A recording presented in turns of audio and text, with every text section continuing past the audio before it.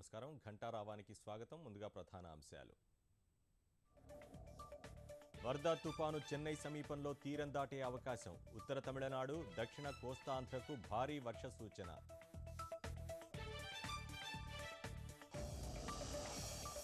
తుపాను ప్రభావిత మండలాల్లో ముందస్తు చర్యలు. తీర ప్రాంతాల ప్రజలను అప్రమత్తం చేస్తున్న అధికారులు.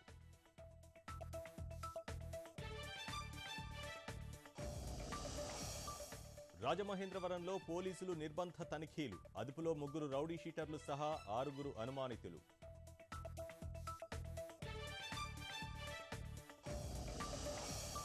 త్వరలో అన్నాడీఎంకే అధినేత్రిగా శశికళ పగ్గాలు. మద్దతు పలికిన సీఎం పన్నీర్ సెల్వం.